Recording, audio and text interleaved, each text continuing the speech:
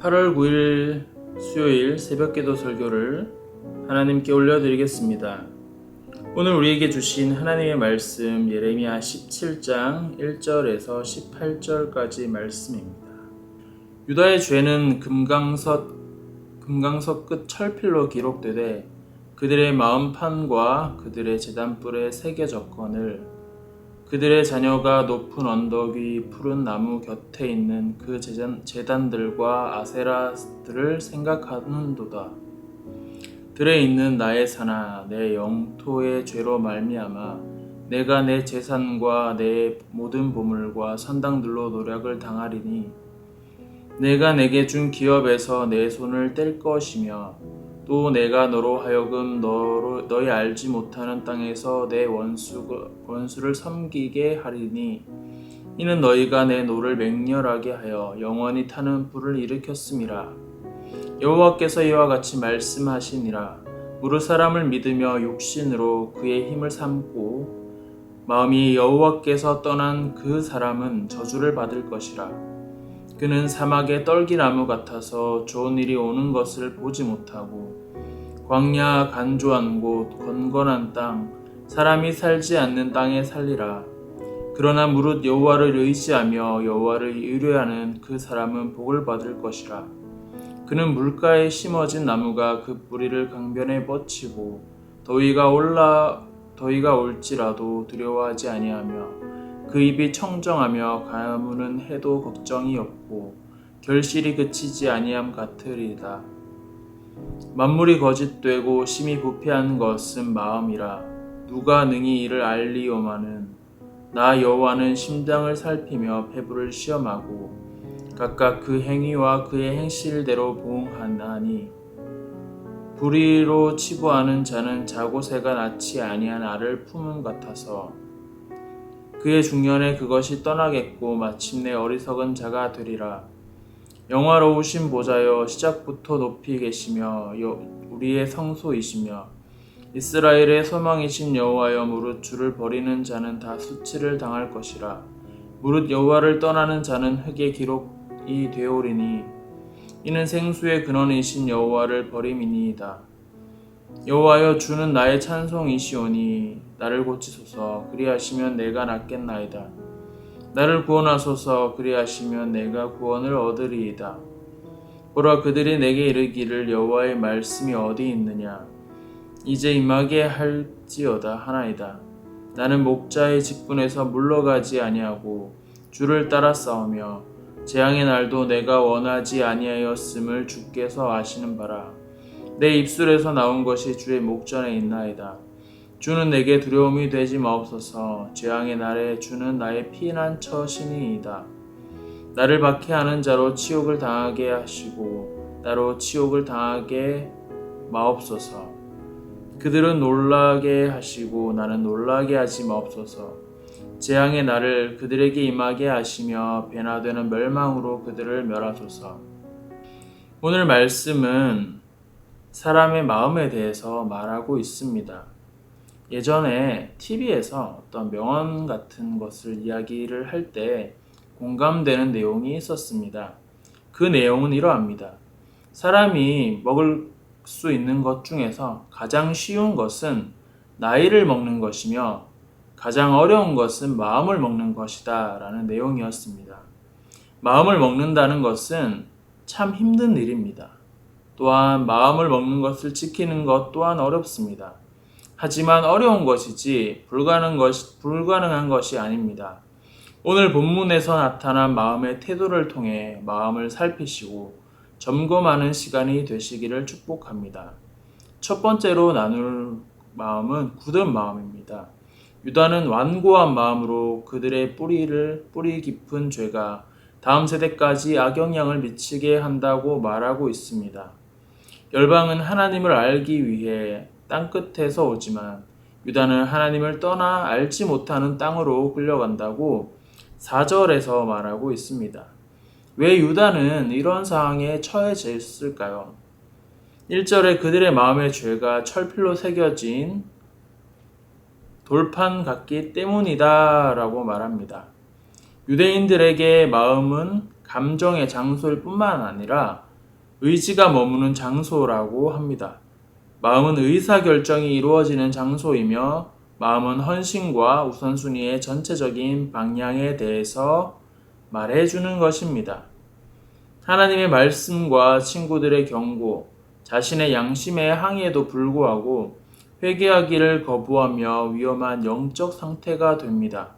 악순환의 반복인 거죠. 여기에 그치지 않고 예레미야는 1절에서 유다의 죄는 그 제단의 뿔에 새겨졌거늘 이라고 말한 것은 어떠한 죄를 저질러도 뿔을 잡고 있는 동안에는 자신을 변론할 수 있으며 아무도 그를 해하지 못하는 용서와 보호가 보장된 장소인 예배의 중심에까지 죄가 스며들었음을 의미합니다. 하지만 이제는 하나님 앞에서 유다의 죄를 끊임없이 상기시키는 역할로 바뀐 것입니다. 의도적으로 저지른 죄를 계속 범하는 것은 매우 위험하다고 말하고 있습니다. 죄를 포기하지 않으려는 마음 때문에 하나님이 이스라엘에게 주신 축복의 상징인 기업의 땅과 재산과 보물을 강탈하게 될 것이다 라고 3절과 4절에 나타나 있습니다. 심판은 그들의 죄와 허물 때문입니다. 두 번째는 신뢰하는 마음입니다. 이 부분은 스스로를 믿는 사람과 하나님을 믿는 사람 사이를 대조합니다. 두 모델 모두 신앙을 갖고 있지만 그들의 신뢰의 대상은 다른 곳에 있는 것입니다. 5절에서 사람을 믿으며 육신으로 그의 힘을 삼는 사람이 있다고 말하는 것은 자신을 신뢰하면서 마음이 여호와께로부터 떠나 있다는 것입니다. 이것은 살아계신 하나님을 알면서도 그분과 전혀 상관없는 삶을 사는 사람을 말하며 다른 한편에는 7절에 나타나 있는 것처럼 여호와를 의지하며 의뢰하는 사람이 있다고 말합니다. 마치 당장에는 자신을 믿는 사람이 더 잘 되는 것 같아 보여도 그것이 궁극적으로 그들에게 유익을 주지 못하며 잘 사는 것 같아 보여도 사막과 같이 메말라 영적으로 위축되고 성장하지 못한다라고 말하고 있습니다. 하지만 하나님을 신뢰하는 사람에게는 스트레스와 고통 그리고 압박 가운데 직면할 수 있지만 그런 힘든 시기에 하나님의 신실한 백성들은 두려워할 필요가 없으며 계속해서 열매를 맺는 삶을 살 수 있다라는 역설을 말하고 있습니다. 이러한 차이를 만드는 것은 궁극적인 신뢰를 어디에 두는가에 대한 차이입니다. 예레미야서를 통해서 예레미야가 역경 속에서 부르짖으며 기도하는 이유는 그가 신뢰할 수 있는 유일한 곳은 하나님이기 때문입니다. 하나님은 우리의 마음을 다 아십니다. 9절에 만물보다 거짓되고 심히 부패한 것은 마음이라 누가 능히 이를 알리오마는 한국 속담에 10길 물속은 알아도 한 길 사람 속은 알 수 없다는 말이 있습니다. 사람의 마음은 헤아리기가 어려운데 하나님께서는 이런 인간의 마음이 그대로 드러난다고 10절에 나타나 있습니다. 나 여호와는 심장을 살피며 폐부를 시험하고 각각 그 행위와 그 행실대로 보응하나니 라고 되어 있습니다. 심장과 폐부라는 표현을 사용해서 사람의 생각이나 성격, 인격 등 사람의 모든 것을 살피신다는 것입니다.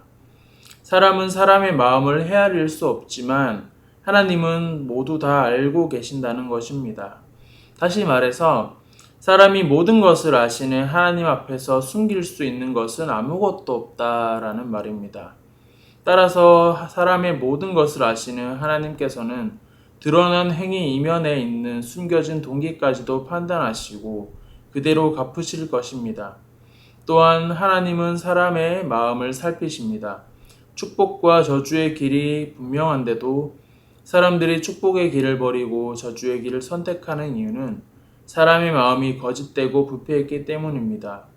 사람의 이 같은 거짓된 마음을 사람들은 알 수 없지만 하나님께서는 각 사람의 마음을 살피셔서 그대로 보응하십니다. 11절의 자고새의 비유처럼 불공평하고 불의해 보이는 상황과 우리의 실제 삶이 5에서 8절의 약속과 상반되는 것 같을지라도 하나님은 모두 알고 계시며 우리의 마음을 살피시며 마음을 연단시키십니다. 우리가 아는 하나님에 대한 성품과 성경적 지식과 상반되는 모습이 삶의 곳곳에 드러납니다. 그렇기 때문에 하나님을 떠나 자신을 선택하는 사람도 있고 교회에 있지만 그 마음에는 하나님 말고 자신을 신뢰하는 사람도 있습니다. 어떤 마음으로 신앙생활을 하는지 알 수 없습니다.